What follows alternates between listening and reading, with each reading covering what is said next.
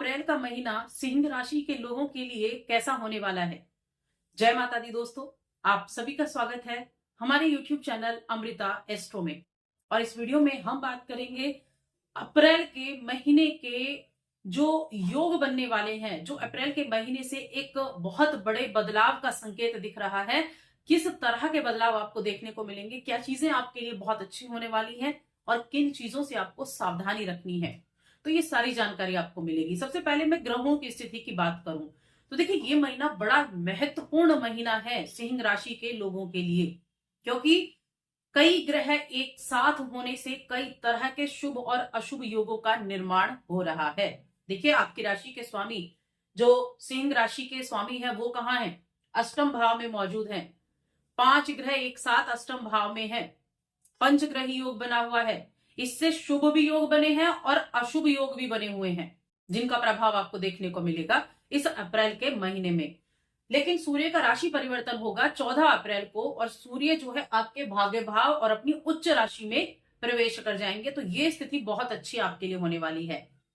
उसके बाद आपके दूसरे घर में केतु विराजमान है, आपके 10वें भाव में गुरु बृहस्पति विराजमान है, आपके 11वें घर में मंगल बैठे हुए हैं। लेकिन इस महीने के पहले सप्ताह में ही मंगल देव आपके 12वें घर में प्रवेश कर जाएंगे। तो ये 2 ग्रहों का ही राशि परिवर्तन है।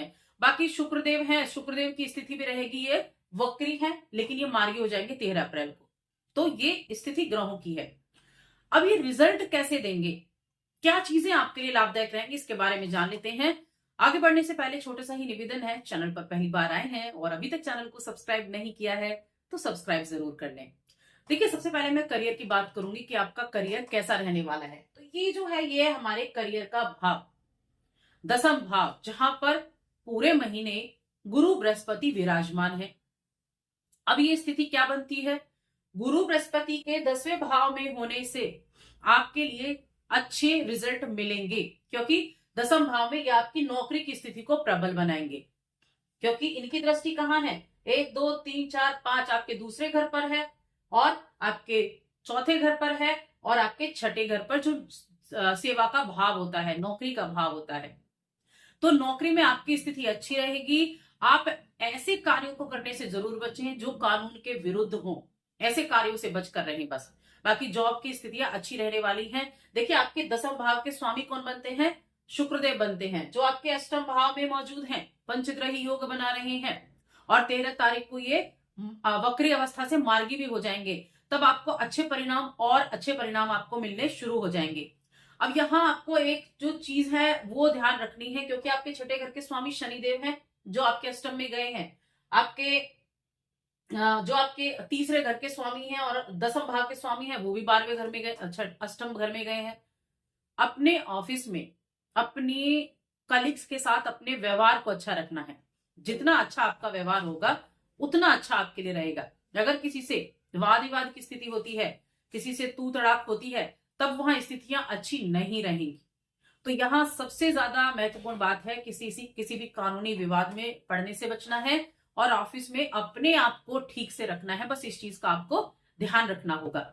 अब जो मंगल देव हैं वो 11वें घर में रहेंगे, और पहले सप्ताह में आपके 12वें घर में चले जाएंगे। 12वां घर क्या है? व्यय का भाव कहा जाता है, साथ में लंबी यात्राओं का, विदेश यात्रा का भी कहा जाता है। तो देखिए, खर्चा तो होगा, लेकिन ऐसा नहीं कि खर्चा आपके लिए ये बहुत अच्छा नहीं होगा। साथ में आपके लिए लंबी यात्राओं का योग भी बनने वाला है, क्योंकि द्वादश जाने में खर्चा बढ़ा, लेकिन साथ में विदेश जाने का योग भी बनेगा, लंबी यात्राओं का योग भी बनेगा। और अष्टम भाव में जो 5 ग्रह मौजूद हैं, अचानक से जो धन खर्च दिखा रहा है, अचानक से धन लाभ भी दिखा रहा है।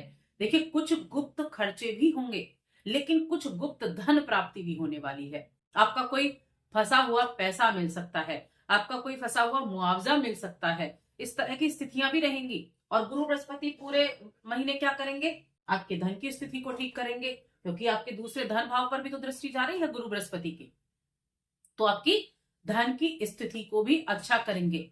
जहां तक सूर्यदेव का सवाल है, आपकी राशि के स्वामी है सूर्यदेव। अब 14 तारीख तक तो ये आपके अष्टम में है, उसके बाद आपके भाग्य भाव में चले जाएंगे, जहां ये उच्च के होते हैं। मध्य माह के बाद का समय बहुत उत्तम है। जॉब में किसी ना किसी तरह का बदलाव देखने को मिलेगा। आप जॉब स्विच कर सकते हैं, दूसरी जॉब के लिए आप ट्राई कर सकते हैं, या आपका कोई ट्रांसफर वगैरह हो सकता है। तो मध्य माह के बाद का समय बहुत उत्तम है।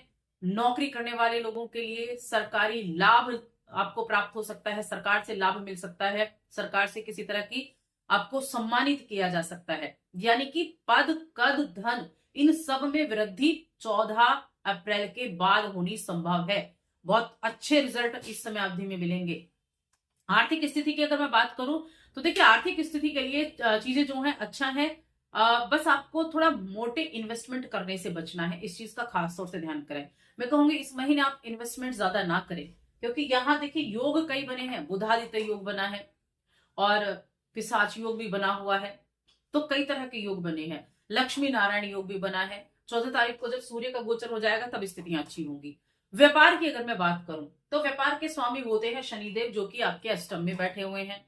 तो ध्यान रखना है व्यापार करते व्यापारियों को भी इस महीने में किसी भी तरह के कानूनी विवाद में नहीं पड़ना है, कानून के विरुद्ध काम नहीं करना है, अपने लोगों के साथ अच्छे से बनाकर रखनी है। तब मैं कहूंगी आपके लिए चीजें ठीक होंगी। उपाय मैं आपको बताऊंगी जो आपको जरूर करने हैं। अब हम आपकी हेल्थ की बात करते हैं। तो आपकी राशि के स्वामी अष्टम में है, मंगल देव आपके पंचम भाव को देख रहे हैं फर्स्ट वीक में, उसके बाद तो 12वें घर में चले जाएंगे। अब अष्टम में तो कई ग्रह एक साथ मौजूद हैं, तो थोड़ा उतार चढ़ाव की स्थिति आपकी हेल्थ में बनी रहेगी। लेकिन जब 14 तारीख को सूर्य आपकी राशि के स्वामी का परिवर्तन होगा और वो नवम भाव में जाएंगे, तब क्या होगा, आपका इम्यूनिटी सिस्टम स्ट्रांग होगा।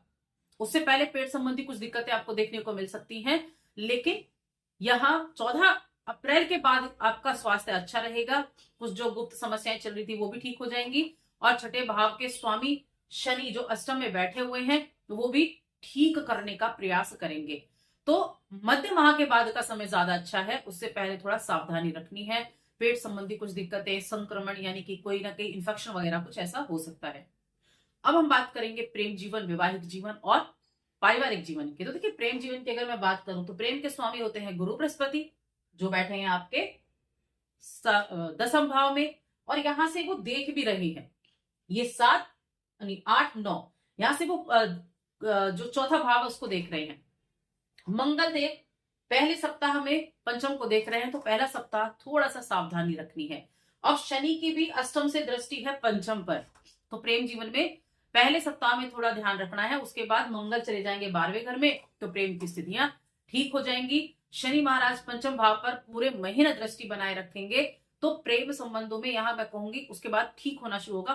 पहले सप्ताह के बाद प्रेम संबंधों में प्रगटता आएगी, एक दूसरे का सम्मान करेंगे, एक दूसरे के प्रति जिम्मेदारी भी अनुभव कर पाएंगे, तो अच्छा रहेगा। वैवाहिक जीवन की जहां तक मैं बात करूं तो थोड़ा सा उतार चढ़ाव की स्थिति बनी हुई है, क्योंकि अष्टम भाव में पंचग्रही योग बना हुआ है, 5 ग्रह एक साथ हैं। मध्य माह तक तो 5 ग्रह एक साथ हैं। तो एक तो जीवन साथी की हेल्थ थोड़ी सी खराब हो सकती है, क्योंकि सप्तम भाव के स्वामी कौन है, शनिदेव, अष्टम में बैठे हैं राहु के साथ, सूर्य के साथ। तो ये यहाँ पर पीड़ित अवस्था में, पीड़ित अवस्था यानी कि अशुभ योग बना रहे हैं। तो जीवन साथी की हेल्थ थोड़ी आपको ध्यान देना होगा। मध्य माह के बाद थोड़ा सा इंप्रूवमेंट आपको देखने को मिलेगी वैवाहिक जीवन में। और एक चीज और ध्यान रखनी है, अष्टम भाव जो होता है ससुराल का भी होता है, ससुराल पक्ष से अच्छे संबंध बनाकर रखना है। और केतु जो पूरे महीने आपके द्वितीय भाव में है, जो कुटुंब का भाव है, तो कुटुंब में भी थोड़ा सा ध्यान रखना है, क्योंकि अष्टम भाव से सभी ग्रहों की दृष्टि द्वितीय भाव पर है, द्वितीय में केतु बैठे हैं, तो कुटुंब में भी किसी ना किसी तरह की यहाँ टेंशन हो सकती है।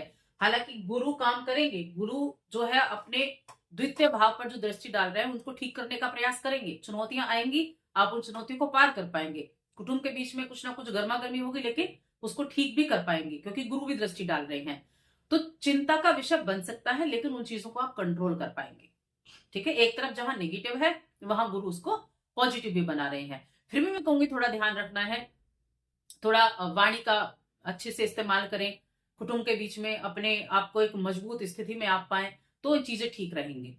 स्टूडेंट्स की बात करते हैं तो पंचम भाव के स्वामी हैं गुरु बृहस्पति, जो कि बैठे हुए हैं यहाँ तो स्टूडेंट्स की अगर मैं बात करूंगी, देखिए मध्य माह के बाद का समय बहुत अच्छा है। हायर एजुकेशन जो कर रहे हैं उनके लिए बहुत अच्छा रहेगा, क्योंकि सूर्य भी आपके नवम भाव में जाएंगे। कंपटीशन के लिए अच्छा है, यात्राओं के लिए अच्छा है। कहीं दूर आप विदेश में, आप आउट ऑफ कंट्री आप एडमिशन लेना चाहते हैं, उसके लिए प्रयास करें, उसके लिए अच्छी स्थितियां बनेंगी। या फिर घर से काफी दूर आपका एडमिशन होना है, घर से दूर आप पढ़ाई करना चाहते हैं, तो उसके लिए भी स्थितियां अच्छी बनेंगी।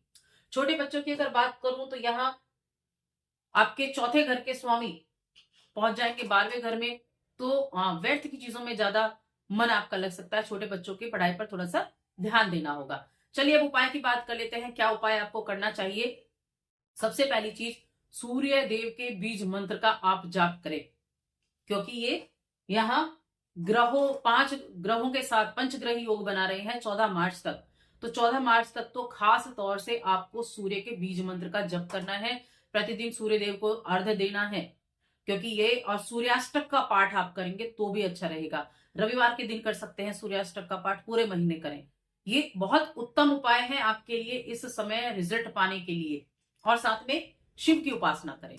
ये भगवान सूर्य का जल अभिषेक करना और अर्घ्य देना और सूर्यदेव की आराधना करना और साथ में भगवान शिव की आराधना करना, 2 ही ये उपाय हैं जो आपके लिए इस पूरे महीने बहुत उत्तम रिजल्ट आपको दिला सकते हैं। तो बस आज की इस वीडियो में इतना ही। वीडियो कैसी लगी हमें कमेंट करके जरूर बताएं। जय माता दी।